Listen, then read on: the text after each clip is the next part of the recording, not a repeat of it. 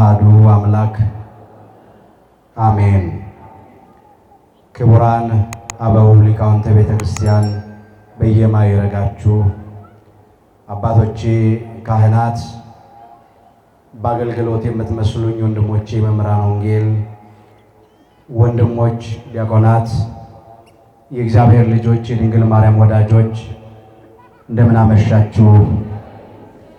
በቸርነቱ ሳይገባን የኃጢአታችንን ብዛትና የሰውነታችንን ክፋት ተመልክቶ ሳያጠፋን ዕድሜ ለንስሐ ሰጥቶ ዳግም በቅድስናው ስፍራ ሰብስቦ ስሙን እንድንጠራ ቃሉንም እንድንሰማ የፈቀደልን የአባቶቻችን የቅዱሳን አምላክ የሰራዊት ጌታ እግዚአብሔር ስለማይነገረው ስጦታው ክብርና ምስጋና ይግባው። የእናታችን የእመቤታችን የቅድስተ ቅዱሳን የድንግል ማርያም የወላዲተ አምላክ ረድኤትና በረከት ለዘላለሙ በሁላችን ላይ አድሮ ይኖር። የምስጢር ባለቤት እግዚአብሔር አምላካችን ለሁላችንም ምስጢሩን ገልጦ ያስተምረን። በልዩ አይነት ልሳን መናገር መጀመሪያይቱ የሐዋርያው ቅዱስ ጳውሎስ መልእክት ወደ ቆሮንቶስ ሰዎች ምዕራፍ 12 ቁጥር 10። ለዛሬ አምላካችን እግዚአብሔር እንደረዳን መጠን በሚኖረን ጊዜ የምንማርበት የትምህርታችን ርዕስ ይህ ይሆናል። በልዩ አይነት ልሳን መናገር።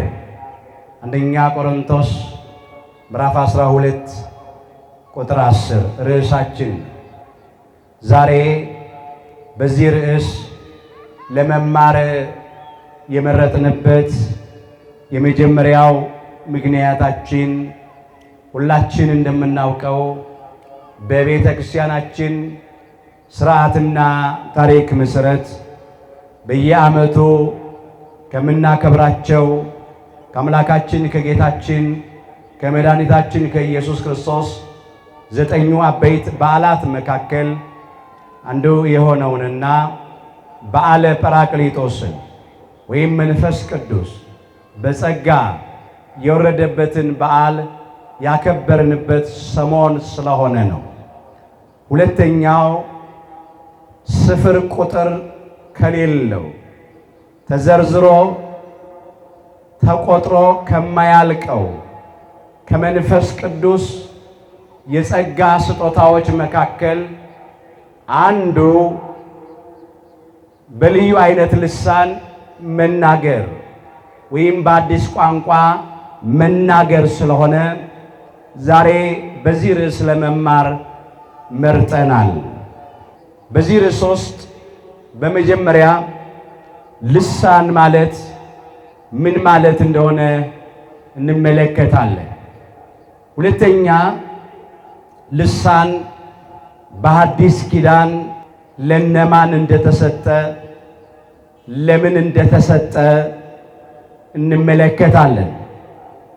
ሶስተኛ በልዩ አይነት ልሳን መናገር ማለት ምን ማለት እንደሆነ ተመልክተን ዛሬ አንዳንዶች በልዩ አይነት ልሳን እንናገራለን፣ በአዲስ ቋንቋ እንናገራለን እያሉ በዘመናችን የሚናገሩትን ነገር በቅዱሳት መጻሕፍት ከተመዘገበው አነጻጽረን ተመልክተን ከዚህ ትምህርት ምን ልንማር እንደሚገባን አንስተን ትምህርታችንን እንጠቀልለዋለን።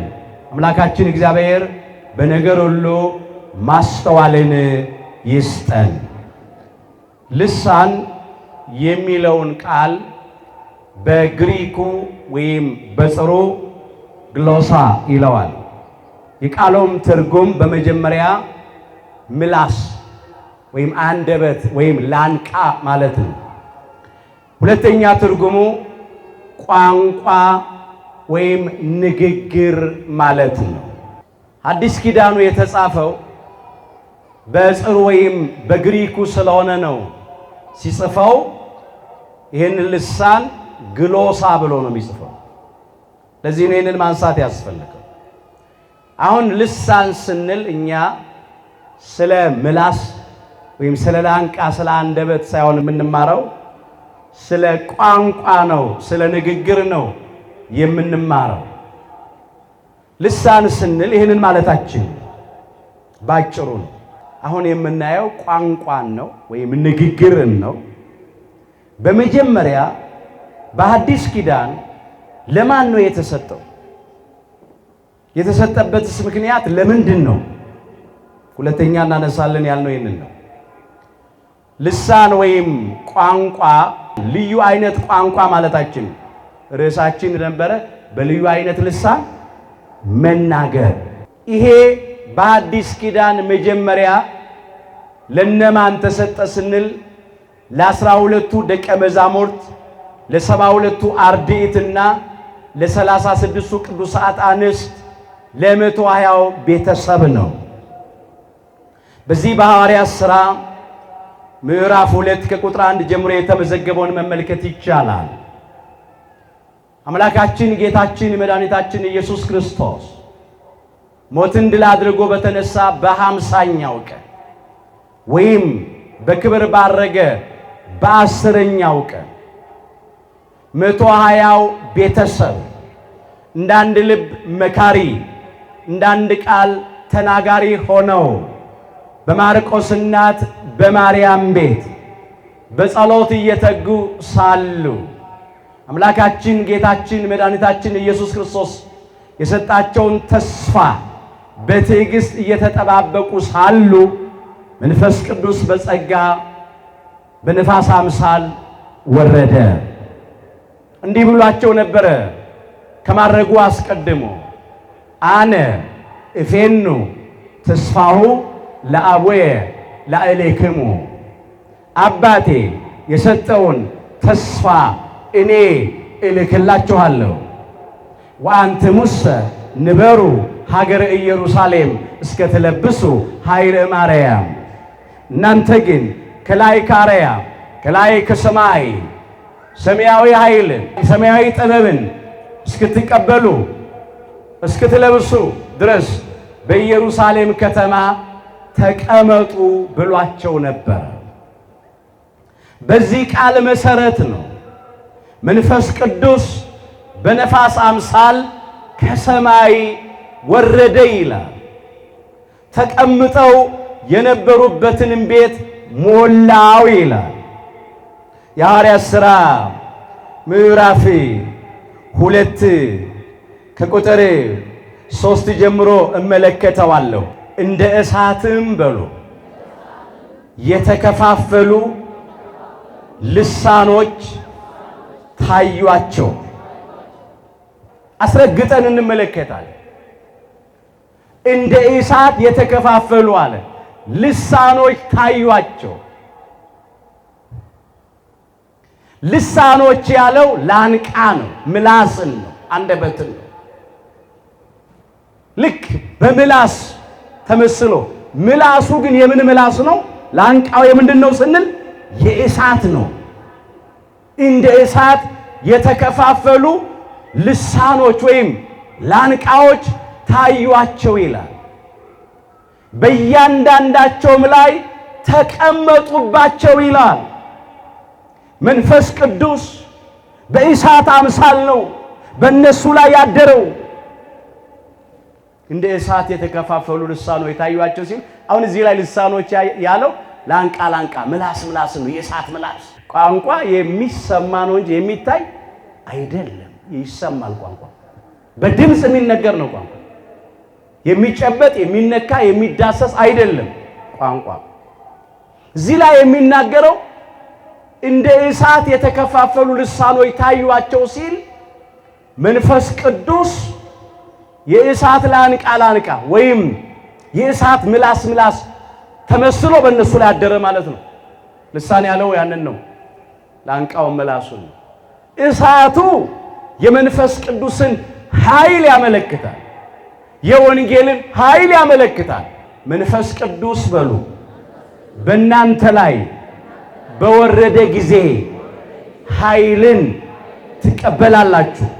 የሐዋርያት ሥራ ምዕራፍ 1 ቁጥር 8 ያ እሳቱ የመንፈስ ቅዱስን ኃይል ያመለክታል። በእነሱ ላይ የመንፈስ ቅዱስ ኃይል አደረ ማለት ነው። እሳቱ ነው መንፈስ ቅዱስ። ልሳኑ ምላሱ ደግሞ የእሳት ምላሱ ደግሞ ቋንቋ ንግግር የሚካሄደው ድምፅ የሚወጣው በምላስ ነው ከአንደበት ከአፍ።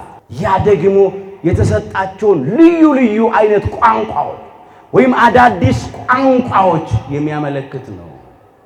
እንደ እሳትም የተከፋፈሉ ልሳኖች ታዩአቸው ሲል ይህንን ያመለክታል። ተመለስኩ እዚያው የሐዋርያት ሥራ ምዕራፍ 2 ቁጥር 4 ላይ በሁሉም መንፈስ ቅዱስ ሞላባቸው ይላል። አሁን በሁሉም መንፈስ ቅዱስ ሞላባቸው ሲል መንፈስ ቅዱስ በጸጋ አደረባቸው ማለት ነው። አስተውሉ። ምንድን ነበር ያለው አምላካችን ጌታችን መድኃኒታችን ኢየሱስ ክርስቶስ ከማረጉ አስቀድሞ መንፈስ ቅዱስ በእናንተ ላይ በወረደ ጊዜ ኃይልን ትቀበላላችሁ። መንፈስ ቅዱስ ወረደ። ወረደ ስንል የወረደው በጸጋ ነው፣ በአካል አይደለም። ለምን? እግዚአብሔር መንፈስ ቅዱስን ቦታ አይወስነው። እግዚአብሔር መንፈስ ቅዱስ ቦታን ይወስናል እንጂ እርሱ የሌለበት ቦታ የለም፣ የማይኖርበትም ቦታ አይኖርም። አባታችን ክቡር ዳዊት እንዲህ እያለ እንደዘመረ ከመንፈስ ወዴት ይሄዳለሁ? ከፊትስ ወዴት እሸሻለሁ? ወደ ሰማየ ሰማያት ብወጣ አንተ በዚያ አለ፣ በብርሃንነት ታበራለህ። ወደ እመቀመቃት ወደ ጥልቁ ወደ ሲኦልም ብወርድ አንተ በዚያ አለ፣ በእሳትነት ታቃጥላለህ ያለው በዳዊት መዝሙር 138 ቁጥር 7 ላይ እግዚአብሔር መንፈስ ቅዱስን ቦታ አይወስነው። ወረደ ስንል የወረደው በጸጋ ነው እንጂ እሱ በምላት በስፋት በጥልቀት በርህቀት አለ። እዚህ አለ እዚያ የለም አይባልም። ወይም እዚያ አለ እዚህ የለም አይባልም። ከዚህ ወደዚያ ይሄዳል፣ ከዚያ ወደዚህ ይመጣል አይባልም። ወረደ ያለው በጸጋ ነው። ይህም ማስተዋል ያስፈልጋል፣ በአካል አይደለም። መንፈስ ቅዱስ በጸጋ በእነሱ ላይ ወረደ፣ አደረ። እንቀጥል። የሐዋርያት ሥራ ምዕራፍ 2 ቁጥር 4 ላይ መንፈስም በሉ ይናገሩ ዘንድ እንደሰጣቸው በልዩ ልሳኖች ሲናገሩ ጀመረ ይላል። መንፈስም ይናገሩ ዘንድ እንደሰጣቸው ሲል ያደረባቸው እግዚአብሔር መንፈስ ቅዱስ ይናገሩ ዘንድ እንደገለጠላቸው በልዩ አይነት ልሳኖች ይናገሩ ጀመረ። በአዲስ ኪዳን በመጀመሪያ በልዩ አይነት ልሳኖች የተናገሩት 120 ቤተሰብ ናቸው። የአምላካችን የጌታችን የመድኃኒታችን የኢየሱስ ክርስቶስ ተከታዮች ወይም ተማሪዎች ናቸው። ይሄንን ደግሞ የገለጠላቸው ማለት ነው እግዚአብሔር መንፈስ ቅዱስ ነው የገለጠላቸው። በልዩ አይነት ልሳኖች ይናገሩ ጀመረ አለ። ይሄ ልዩ አይነት ልሳን የተባለ ምንድን ነው? ከሰማይም በታች ካሉ ሕዝብ ሁሉ ለጸሎት የተጉ አይሁድ በኢየሩሳሌም ይኖሩ ነበር አለ። ይህም ድምፅ በሆነ ጊዜ ሕዝብ ሁሉ ተሰበሰቡ ይላል። መንፈስ ቅዱስ በጸጋ በ120 ቤተሰብ ላይ በወረደ ወይም ባደረባቸውና በልዩ ልዩ ልሳኖች ወይም ቋንቋዎች መናገር በጀመሩ ጊዜ በዚያ የነበሩ ሰዎች በዓለ ሃምሳውን ለማክበር የተሰበሰቡ የብሉይ ኪዳኑን በዓለ ሃምሳ ማለት ነው ቀዳማያቱ ወይም በዓለ ሰዊት የእሸቱን በዓል ለማክበር የተሰበሰቡ ሁሉ ድምፁ ወዳለበት መጡ ይላል። እንዲህም ሆነ ይላል እያንዳንዳቸውም ይላል በዚያ የነበሩ ሁሉ ተደነቁ ይላል፣ ተገረሙም ይላል። ለምን? በገዛ ቋንቋው ሲናገሩ ይሰማ ስለነበረ ይላል። በገዛ ምኑ ቋንቋው አስቀድሞ ምን አለ? መንፈስም ይናገሩ ዘንድ እንደሰጣቸው በልዩ ልሳኖች ይናገሩ ጀመር አለ። ከዚያ ቀጠለና ምን አለ? በገዛ ቋንቋው ሲናገሩ ይሰማ ስለነበር። ልሳን ምን ስለሆነ? ቋንቋ ስለሆነ። ቋንቋ ልሳን ስለሆነ በገዛ ቋንቋው ሲናገሩ ይሰማ ስለነበረ የሚሉትን አጡ ይላል። ተደንቀው ተገርመውም ይላል እነዚህ ሁሉ እነሆ የገሊላ ሰዎች አይደሉምን አሉ። እኛ የተወለድንበትን የገዛ ቋንቋችንን እንዴት እንሰማለን? ቅዱሳን ሐዋርያት 72ቱ አርድእት 36 ቅዱሳት አንስት የተናገሩት ቋንቋ የሰው ቋንቋ ነው። የምን ቋንቋ ነው? ባለቤት ያለው ቋንቋ ነው። ትርጉም ያለው ቋንቋ ነው። ሰዎች የመሰከሩለት ቋንቋ ነው። እኛ እያንዳንዳችን አሉ የተወለድንበትን የገዛ ቋንቋችንን እንዴት እንሰማለን ብለው ተገረሙ፣ ተደነቁ። በዛ የነበሩ ሰዎች ለምን 120 ቤተሰብ የገሊላ ሰዎች ናቸው። የሚያውቁት የጥንቱን አረማይክ ወይም ዕብራይስጡን ቋንቋ ነው።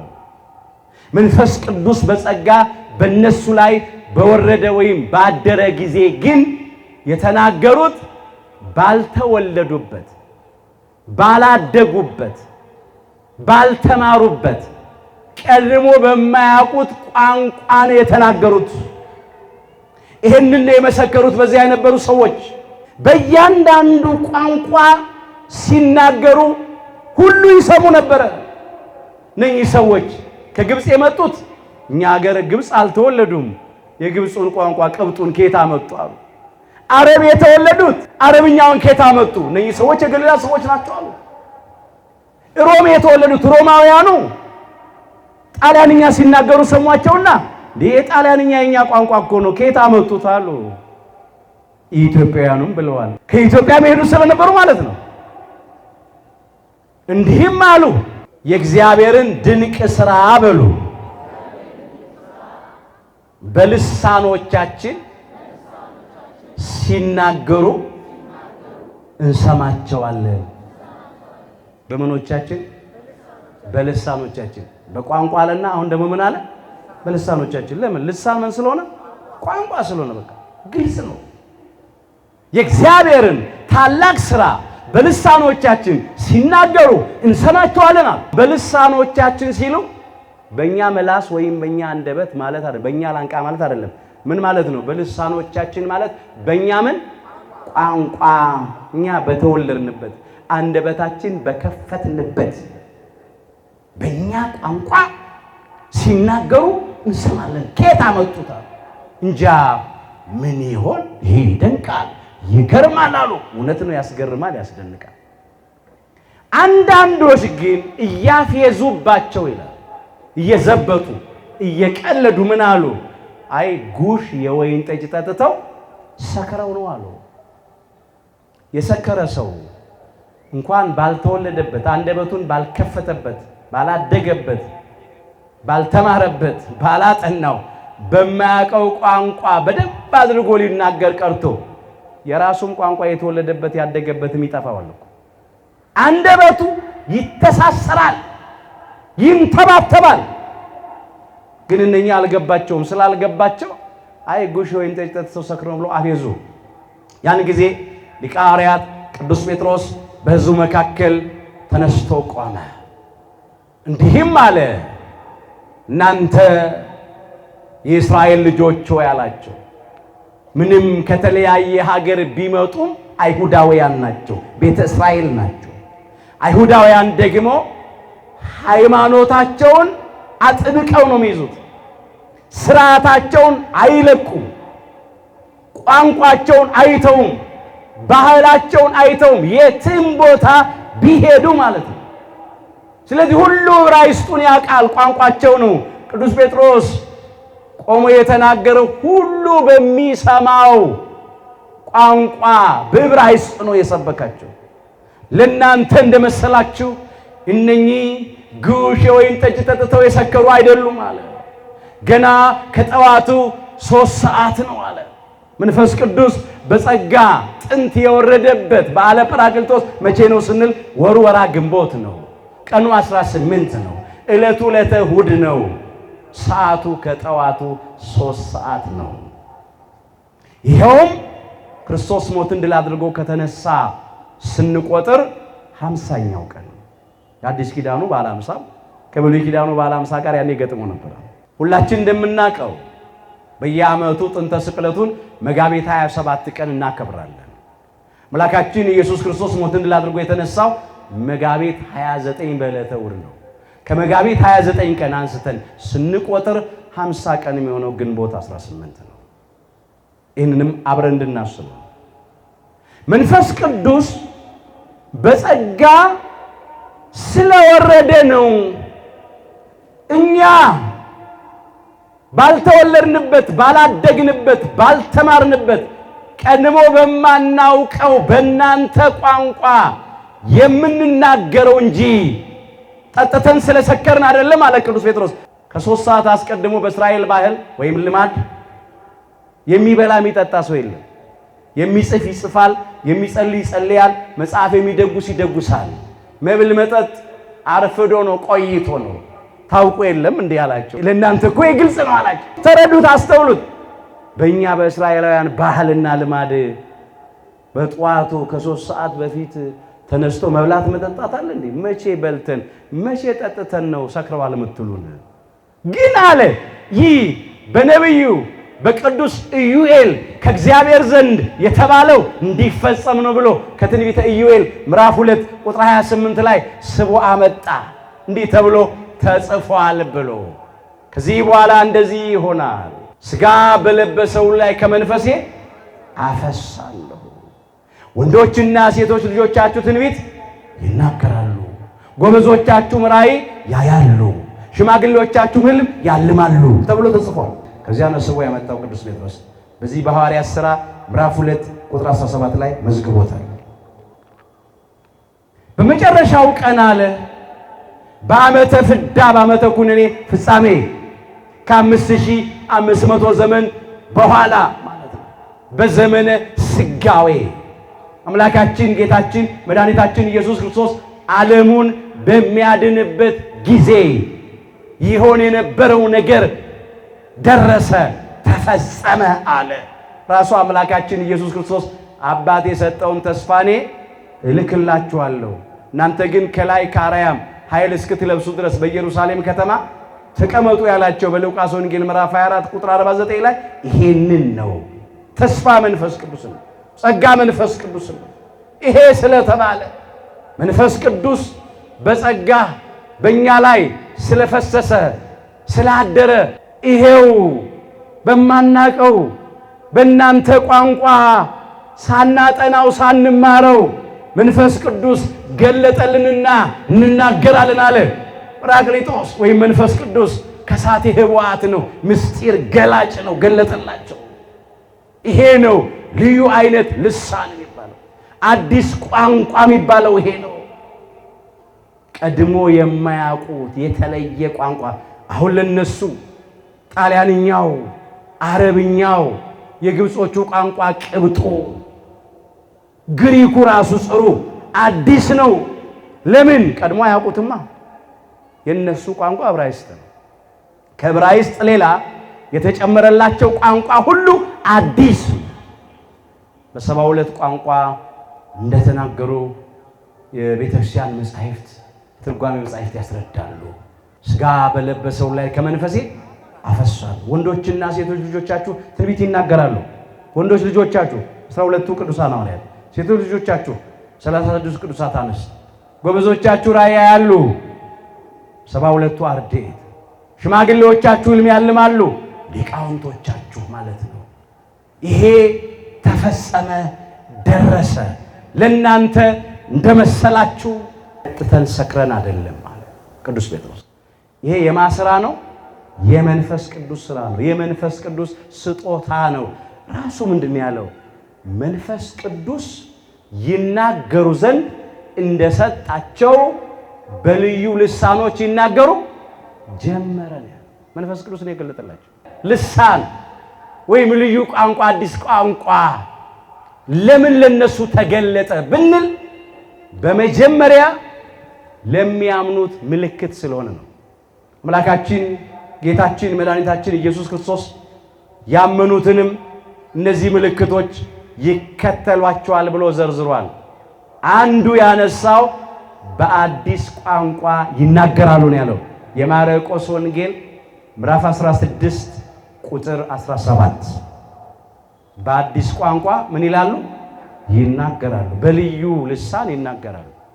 አሁን አዲስ ቋንቋ ማለት ልዩ አይነት ልሳን ማለት ባለቤት የሌለው ማለት አይደለም። ትርጉም የሌለው ማለት አይደለም። ሰዎች የማይመሰክሩለት ማለት አይደለም። በፍጹም ምን አለ? በልዩ አይነት ልሳኖች ወይም በልዩ አይነት ቋንቋዎች ሲናገሩ የቋንቋው ባለቤቶች እኮ ምን አሉ? እኛ የተወለድንበትን የገዛ ቋንቋችን እንዴት እንሰማለን? ይሄ ቋንቋ የሚናገሩት የኛ ነው አሉ። መሰከሩ፣ ተናገሩ። አንዱ ይሄ ነው። ባለቤት አለው። ሁለተኛ ትርጉም አለው። ትርጉም የሌለው ቋንቋ አልተናገሩም። የተናገሩት የሰው ቋንቋ ነው። የሰዎችን ቋንቋ ነው የተናገሩት። መስክረውለታል። ሰዎች የኛ ቋንቋ ነው ብለው መስክረዋል። አዲስ ቋንቋ ማለት ቀድሞ ከሚያውቁት የተለየ ማለት ነው። በቃ ሌላ አይደለም። ለቅዱሳን ሐዋርያት ከዕብራይስጥ ሌላ የተናገሯቸው ቋንቋዎች ሁሉ አዲስ ቋንቋዎች ናቸው። ከዕብራይስጥ ልሳን ውጪ በሙሉ የተናገሯቸው ቋንቋዎች ልዩ አይነት ልሳኖች ናቸው። ያመኑትን ከሚከተሏቸው ምልክቶች መካከል አንዱ ይሄ ስለሆነ ተሰጠ። ሌላው ቅዱሳን ሐዋርያት ወንጌልን በዓለም ዞሮ እንዲሰብኩ ታዘዋል። ወደ ዓለም ሁሉ ሂዱ በሉ፣ ወንጌልንም ለፍጥረት ሁሉ ስበኩ። የማርቆስ ወንጌል ምዕራፍ 16 ቁጥር 15 አምላካችን ኢየሱስ ክርስቶስ ሞትን አድርጎ ከተነሳ በኋላ ለቅዱሳን ሐዋርያት የሰጣቸው ትእዛዝ ነው። ወደ ዓለም ሁሉ ሂዱ አለ። በአራቱም ማዕዘናት፣ በሰሜን፣ በደቡብ፣ በምስራቅ፣ በምዕራብ ወንጌልንም ለፍጥረት ሁሉ ስበኩ ነው ያላቸው። እነሱ የሚያውቁት የዕብራይስጥን ቋንቋ ነው። በዓለም ላይ ደግሞ በጣም ብዙ አይነት ቋንቋዎች ወይም ልሳኖች ይነገራሉ። አሁን እነሱ በዕብራይስጥ ቋንቋ ብቻ ወንጌልን ለዓለም እንስበክ ቢሉ ማን ይሰማቸዋል? ማን ያምናል? ማን ይጠመቃል? ማን ይድናል? ምን ይላል መጽሐፍ? በዓለም በሉ ምናልባት ቁጥር የሌለው የቋንቋ አይነት ይኖራል። አንደኛ ቆሮንቶስ ምዕራፍ 14 ቁጥር 10 ላይ በጣም ብዙ ቋንቋ ይነገራል ለማለት ነው እንጂ በዓለም ላይ ያሉትን ቋንቋዎች ቆጥሮ መጨረስ አይቻልም ለማለት አይደለም። ብዛታቸውን ያጠይቃል። ቋንቋም የሌለው ሕዝብ የለም ይላል። እያንዳንዳችን የገዛ ቋንቋ አለን። የተወለድንበት አንደበታችን የከፈትንበት ቋንቋ አለን። ቋንቋ የሌለው ሕዝብ የለም።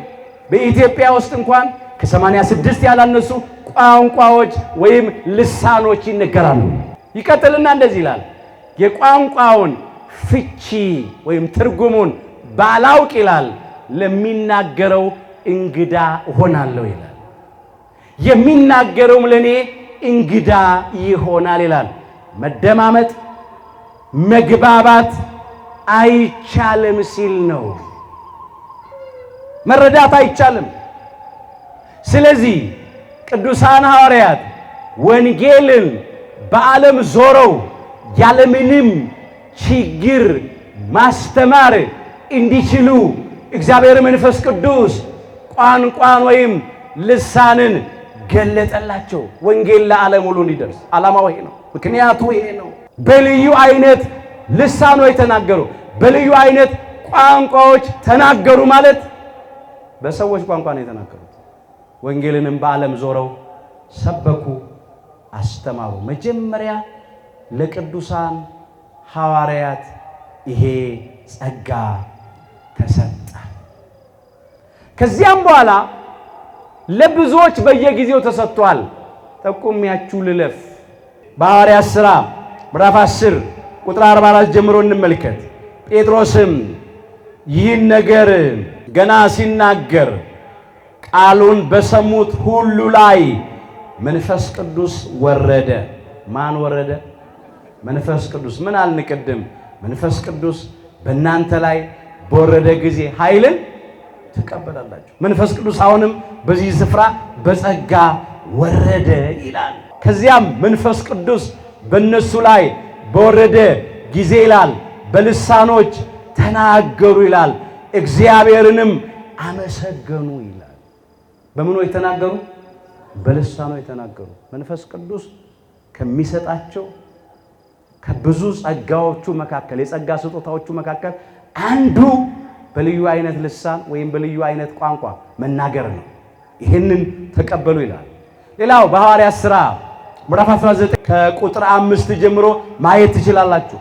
በኤፌሶን ከተማ ሐዋርያው ቅዱስ ጳውሎስ ወንጌልን ለአሕዛብ ሊሰብክ በሄደ ጊዜ የመጥምቀ መለኮት የቅዱስ ዮሐንስ 12 ደቀ መዛሙርት እዛ ነበሩ። ገና ጸጋ መንፈስ ቅዱስን ያልተቀበሉ በአምላካችን በጌታችን በመድኃኒታችን በኢየሱስ ክርስቶስ የባሕርይ አምላክነት ያላመኑና ያልተጠመቁ ነበሩ። ቅዱስ ጳውሎስ ወንጌልን በሰበከላቸው ጊዜ በክርስቶስ የባሕርይ አምላክነት አምነው ተጠመቁ። መንፈስ ቅዱስም በእነሱ ላይ በጸጋ ወረደ ይላል። በልዩ አይነት ልሳኖች ተናገሩ ይላል። ትንቢትንም ተናገሩ ይላል። ሰዎቹም 12 ያህሉ ነበረ ይላል። መንፈስ ቅዱስ ጸጋው እንደዚህ ይሰጣል። ልሳን ቋንቋ ነው።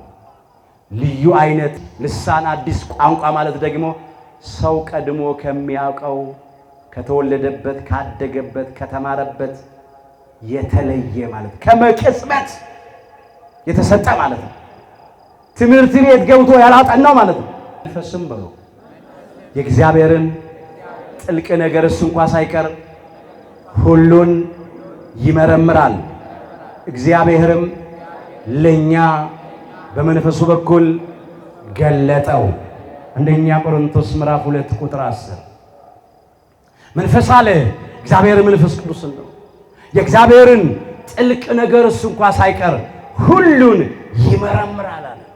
የእግዚአብሔርን ጥልቅ ነገር እንኳን ሳይቀር ይመረምረው እግዚአብሔር መንፈስ ቅዱስ ነው።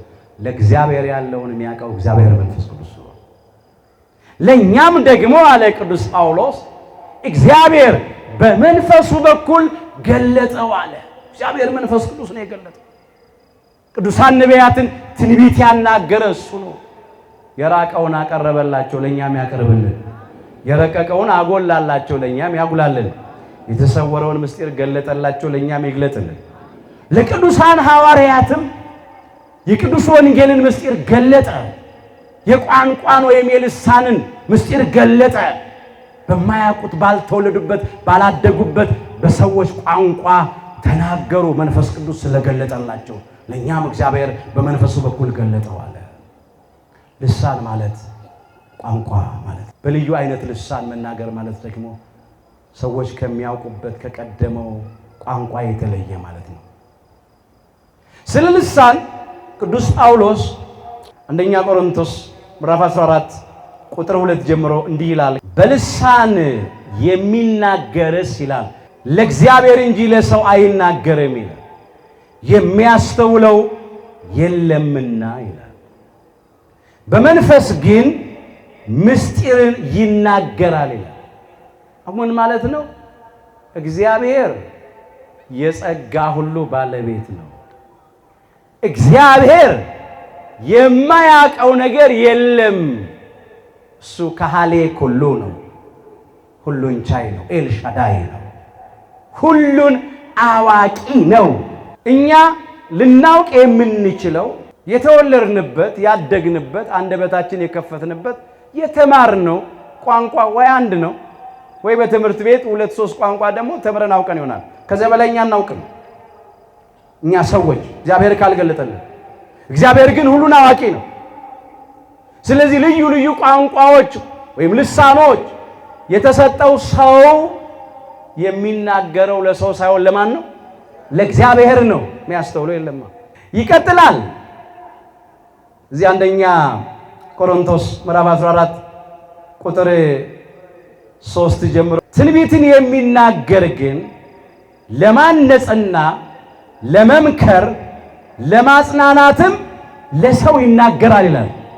ትንቢትን የሚናገር ማለት ሰዎች በሚሰሙት በሚያውቁት ቋንቋ ወንጌልን የሚሰብክ የሚያስተምር ማለት ነው። ለመምከር ለማጽናት ለማጽናናት ለሰው ይናገራል አለ። በልሳን የሚናገር ራሱን ያንጻል አለ። በልሳን የሚናገር ራሱን ብቻ ነው የሚያነጻው። ትንቢት የሚናገር ግን ማህበሩን ሁሉ ያንጻል አለ። ማህበሩ ጉባኤው በሙሉ የሚታነጸው ወንጌል ቢሰበክ ነው። ሁላችን በምንሰማው ቋንቋ አሁን እንደሚሰበከው እንደሚነገር ሁላችን አሁን አማርኛ እንሰማለን። በአማርኛ ወንጌል እየተሰበከ ነው። ስለዚህ ማህበሩ ጉባኤው ሁሉ ይታነጻል። ግን አንድ ሰው መጥቶ እኛ በማናውቀው ቋንቋ በዕብራይስጥ አሁን ቢናገር እዚህ እኛ እንታነጻለን? ሚለውን እናውቃለን? አናውቅም፣ አናስተውልም በፍጹም። እሱ ግን ራሱን ያነጻል፣ ለእግዚአብሔር ይናገራል። ለኛ ግን ምንም አይገባንም። ይህንን ማለቱ ነው። አስረግጦ ያነሳል። ሁላችሁ በልሳኖች ልትናገሩ እወድ ነበረ አለ። ከተሰጣችሁ ሲል መንፈስ ቅዱስ ከገለጠላችሁ ሁላችሁ በልሳኖች በልዩ ልዩ ቋንቋዎች ልትናገሩ እወድ ነበረ አለ። ትንቢትን ልትናገሩ ግን ከዚህ ይልቅ እወዳለሁ አለ። ለምን? ብዙሃኑ የሚታነጹት ከልሳን ይልቅ ሰው በማያውቀው ቋንቋ ከሚነገርለት ይልቅ በሚያውቀው ቋንቋ ቢሰበክለት ይገባዋልና ሲል ነው። ማህበሩ ሁሉ ይታነጹ ዘንድ ይላል። ትንቢት ልትናገሩ እወዳለሁ ነው የሚለው። በልሳኖች ከሚናገር ይልቅ ትንቢትን የሚናገር ይበልጣል ነው።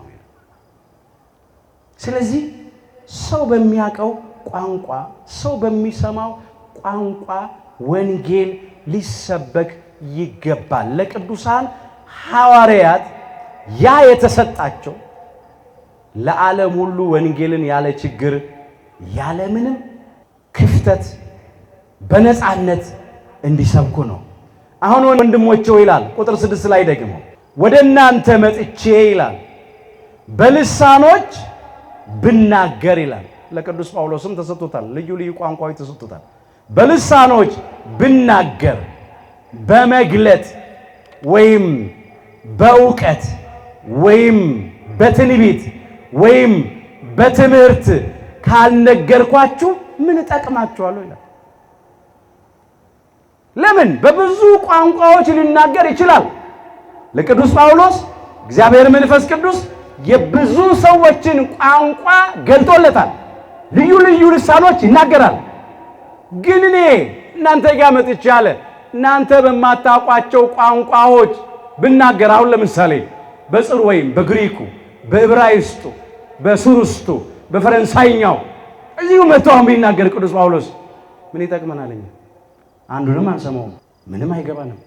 ተርጉሜ እናንተ በምታውቁት በትምህርት ወይም በእውቀት ካልነገርኳችሁ ምን ይጠቅማችኋል? እንኳን የሰው ልጆች ቋንቋ ሰዎች የሚናገሩት ቀርቶ ይላል አነጻጽሮ ያመጣል።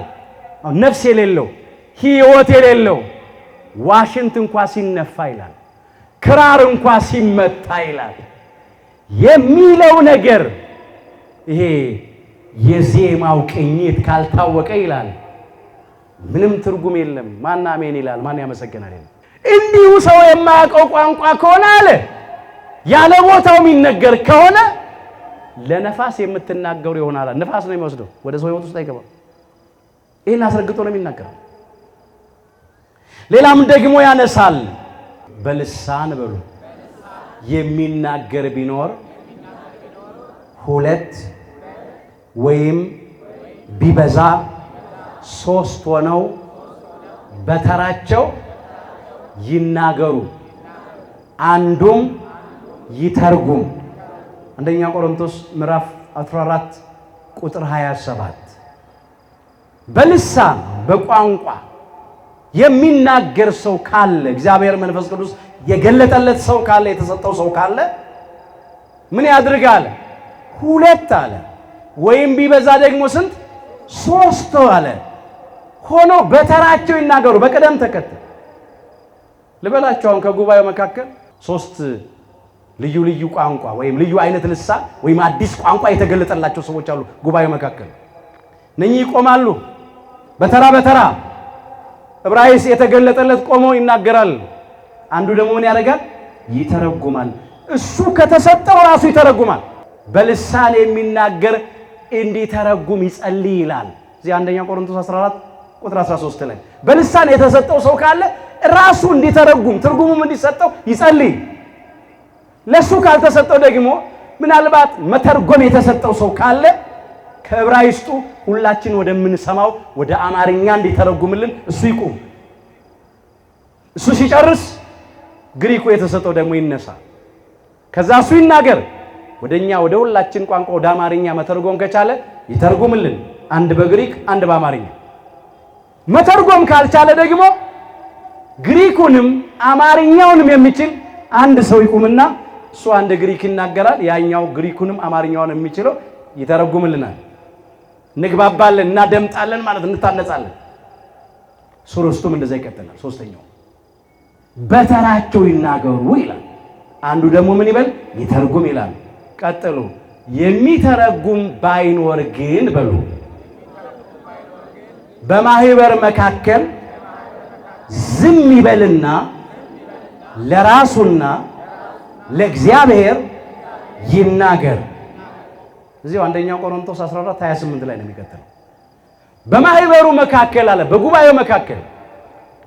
ለምሳሌ ዕብራይስጡን የሚተረጉም ወደ አማርኛ፣ ግሪኩን ወደ አማርኛ የሚተረጉም ከሌለ እነኚህ ዕብራይስጥ ግሪክ የተሰጣቸው ሰዎች ምን ይበሉ? በማህበሩ መካከል ዝም ይበሉ፣ ይቀመጡ ነው የሚለው። ጸጥ ብለው ይቀመጡ። ለራሳቸውና ለማይናገሩ ለእግዚአብሔር በለሆሳስ ድምፃቸው ሳይሰማ ልክ እንደ ሕልቃና ባለቤት እንደ ቅድስት ሐና። እዚህ አንደኛ ሳሙኤል ምዕራፍ 1 ቁጥር 12 ላይ ድምጿ በሉ ሳይሰማ በልቧ ትናገር ነበረ፣ ከንፈሯንም ታንቀሳቅስ ነበረ። የምትናገረው በልቧ ነው፣ በውስጧ ነው። ድምጿ ምን አይልም? አይሰማ። ከንፈሯ ግን ምን ይላል? ይንቀሳቀሳል። የሚተረጉም ሰው ባይኖር በማህበሩ መካከል በጉባኤ መካከል ዝም ይበልና ለራሱና ለእግዚአብሔር ይናገር ማለት ልክ እንደ ቅድስት ሐና ነው። ዝም ማለት ድምፅ አለማሰማት፣ በውስጥ በልብ መናገር። ከንፈርን ማንቀሳቀስ ይቻላል እንጂ ይጩ አላለም፣ በፍጹም አልተባለም። ሐና በልቧ ነበር የምትናገረው። አንዳንዶቻችን በአንደበታችን ጮኸን እንናገራለን፣ ሰዎች ይሰሙናል። ልባችን ውስጥ ግን አይናገርም። አምላካችን እግዚአብሔር እንደ ሕልቃና ባለቤት እንደ ነቢዩ እንደ ቅዱስ ሳሙኤል እናት እንደ ቅድስት ሐና ከልባችን እንድንጮህ እንድንናገር እንድንጸልይ ይርዳን። እሷ በልቧ ትናገር ነበር፣ ድምጿም አይሰማም ነበር፣ ከንፈሯን ታንቀሳቀስ ነበር። ልክ እንደዚህ ነው ተርጓሚ ከሌለ ይደረግ ያለው። በዚያ በጉባኤ መካከል ይላል ይቀጥልና ከተቀመጡት መካከል ለአንዱ የተለየ ነገር የተለየ ቋንቋ ቢገለጥለት ይላል ይናገር የነበረው ይቀመጥ ይላል። ፊተኛው ይቀመጥ፣ ከዚያ በኋላ ያኛው ደግሞ ቆሞ ይናገር። በአንድ ጊዜ 2 3 ሰው መናገር አይችልም። እግዚአብሔር በሉ የሰላም አምላክ እንጂ የሁከት አምላክ አይደለምና በቅዱሳንም አብያተ ክርስቲያናት ሁሉ እንዲሁ ነው። እዚያው አንደኛ ቆሮንቶስ 14 ቁጥር 33 ላይ ተመዝግቧል። እግዚአብሔር የሰላም አምላክ ነው እንጂ የሁከት አምላክ አይደለም። ቋንቋ ልሳን ነው። ልሳን ቋንቋ ነው። የተሰጠውም ለአገልግሎት ነው። ሰዎች ሁሉ ወንጌልን ተምረው አውቀው እንዲያምኑ እንዲጠመቁ እንዲድኑ የዘላለምን ሕይወት እንዲያገኙ ነው ዓላማው። ልሳን ወይም ቋንቋ የመንፈስ ቅዱስ ስጦታ ነው። ልሳን ወይም ቋንቋ ለማያምኑት ምልክት ነው፣ ለሚያምኑት ምልክት አይደለም ይላል ቅዱስ ጳውሎስ እዚሁ አንደኛ ቆሮንቶስ 14 ቁጥር 22 ላይ። አሁን በአዲስ ቋንቋ በልዩ አይነት ልሳን መናገር ለማያምኑት ምን ይሆናል? ምልክት ይሆናል። የማያምኑ አሕዛብ አረማውያን ምን ይመስላችኋል? ቋንቋ የሚታወቀው በትምህርት ብቻ ይመስላችኋል። ትምህርት ቤት ገብቶ ብቻ ይመስላችኋል ዕውቀት። ግን መንፈስ ቅዱስ የገለጠላቸው ደግሞ ትምህርት ቤት ገብተው ቁጭ ብለው ሳይማሩ ሁሉንም ያውቃሉ። መንፈስ ቅዱስ ይገልጣል። ስለዚህ ለማያምኑት ምን ይሆናል? ምልክት ይሆናል ነው የሚለው። ለሚያምኑት ምልክት አይደለም ነው የሚለው። ለማያምኑት ነው ምልክት ነው። እንግዲህ ልሳን ቋንቋ ማለት ይሄ ከሆነ ዛሬ በየመንደሩ የምንሰማው በመናፍቃኑ ድንኳንና አዳራሽ የምንሰማው ምንድን ነው? አሁን በመጽሐፍ ቅዱስ ሚዛንነት እንመዝነዋል። መንፈስ ቅዱስ ወረደልን ይላሉ፣ መንፈስን ተሞላን ይላሉ፣ ልሳን ተሰጠን ይላሉ። ከዚያ ይንዘፈዘፋሉ፣ ይንቀጠቀጣሉ፣ አረፋ ይደፍቃሉ፣ መሬት ላይ ወድቀው ይንከባለላሉ፣ ይጮሃሉ። ከቅዱሳት መጻሕፍት ጋር የግንኙነት የለም። የመጀመሪያዎቹ 120 ቤተሰብ መንፈስ ቅዱስ በጸጋ በእነሱ ላይ በወረደ ጊዜ መንፈስ ቅዱስ ፊታቸውን አበራው፣ አንደበታቸውን ከፈተ፣ ሞገስን ክብርን አጎናጽፎ አናገራቸው። ወደቁ አይልም፣ አረፋ ደፈቁ አይልም፣ ተንዘፈሰፉ፣ ተንቀጠቀጡ፣ ተንፈራገጡ አይልም፣ ሁከትና ጩኸት ሆነ አይልም።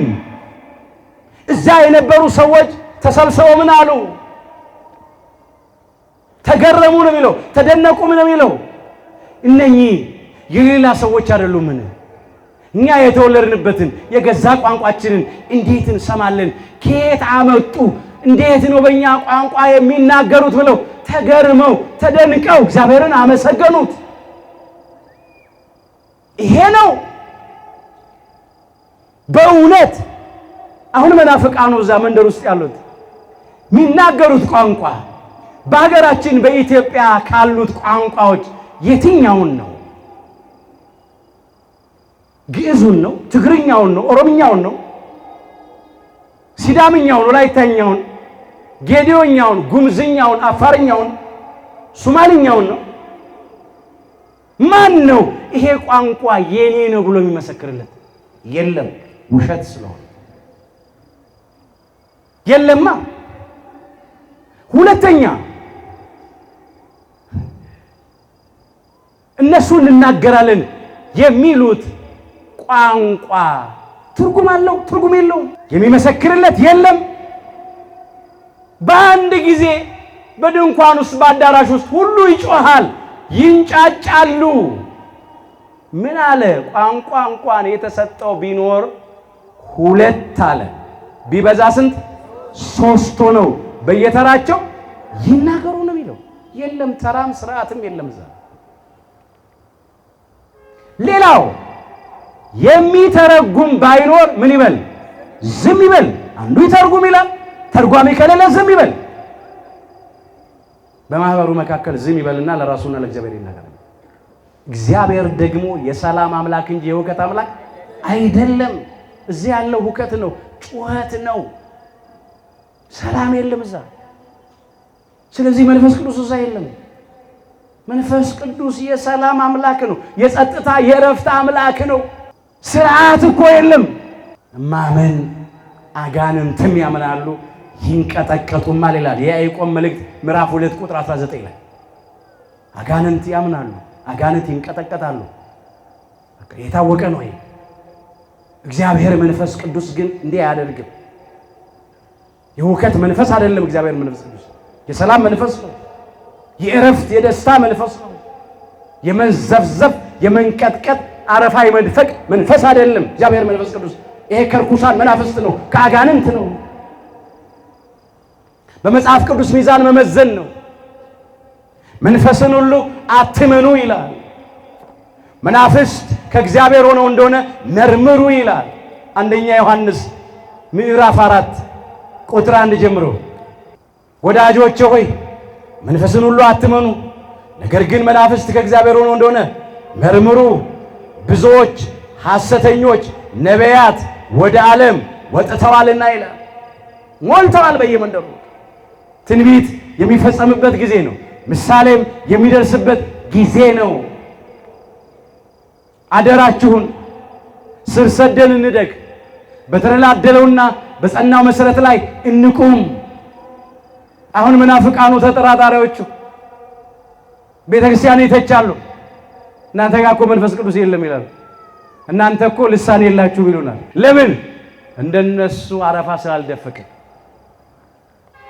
መሬት ላይ ወድቀን ስላልተንከባለልን፣ ስላልተንዘፈዘፍን፣ ስላልተንቀጠቀጥን፣ ስላልታወክን፣ ስላልጮህን። ይሄማ ከእግዚአብሔር አይደለም ወገኖች። እግዚአብሔርማ የሰላም አምላክ ነው እንጂ የሁከት አምላክ አይደለም። በቅዱሳን አብያተ ክርስቲያናት ሁሉ እንዲህ ነው። እውነተኛዋ የቅዱሳን ሐዋርያት፣ የጻድቃን፣ የሰማዕታት፣ የሊቃውንተ ቤተ ክርስቲያን ስለሆነች ነው ሰላም ያለባት፣ ጸጥታ ያለባት፣ ሁከት የሌለባት። ክብር ምስጋና ለአምላካችን ለእግዚአብሔር ይሁን። በዚህ ሰላም ነው ያለው፣ ጸጥታ፣ ረፍት ነው ያለው። ልሳን ቋንቋ ነው። ልዩ አይነት ልሳን፣ አዲስ ቋንቋ ማለት ደግሞ ሰው ከተወለደበት፣ ካደገበት፣ ከተማረበት፣ ካጠናው ቀድሞ ከሚያውቀው የተለየ ቋንቋ ማለት ነው እንጂ ሌላ ምንም የለም። ሁሉም ደግሞ ልሳን ሊናገር አይችልም። ቅዱስ ጳውሎስ በዚህ በአንደኛ ቆሮንቶስ መልእክቱ ምዕራፍ 12 ቁጥር 30 ላይ ይህንን መዝግቦታል። ሁሉ የመፈወስ ስጦታ አለውን ይላል። ሁሉስ በልሳኖች ይናገራሉን ይላል። ሁሉስ ይተረጉማሉን ይላል። መቼስ ሁሉም አስተማሪ ሊሆን ይችላል። ሁሉም ዘማሪ ሊሆን አይችልም። ሁሉም የመፈወስ ስጦታ ሊኖረው አይችልም። ሁሉም በልሳን ሊናገር አይችልም። ሁሉም በልሳን የተነገረውን ሊተረጉም አይችልም። ለእያንዳንዱ እግዚአብሔር መንፈስ ቅዱስ እሱ እንደፈቀደና እንደወደደ እያካፈለ የሚሰጠው የጸጋ ስጦታ አለ። እነሱ ጋር ግን ሁሉም ልሳን ተሰጠኝ ብሎ ሚጮህ ነው። በቃ ባለቤት የሌለው ቋንቋ፣ ሰው የማይመሰክርለት፣ ትርጉም የሌለው መንቀጥቀጥና መንዘብዘብ። አንዳንዱ ደግሞ ለኔ በጀቤት ነው የተሰጠኝ ብሎ ጀጀጀጀጀጀ ይላል ዝም ብሎ በቃ። አንዱ ደግሞ ይነሳና ለኔ የተሰጠኝ በረቤት ነው ይላል። ረረረረረረም ይላል። ፊደል መድገም አልተጻፈም፣ የለም። እግዚአብሔር አምላካችን ባለማወቅ ለጠፉት ወገኖቻችን ልቡና ሰጥቶ ይመልስልን። እኛንም ደግሞ እስከ መጨረሻው ሐቅታ ድረስ በዚች ሃይማኖታችን በተዋሕዶ ሃይማኖታችን ያጽናን። በልዩ አይነት ልሳን መናገር አንደኛ ቆሮንቶስ ምዕራፍ 12 ቁጥር 10 የሁላችንን መጨረሻችንን አምላካችን እግዚአብሔር በቸርነቱ ያሳምርልን። ይቆየ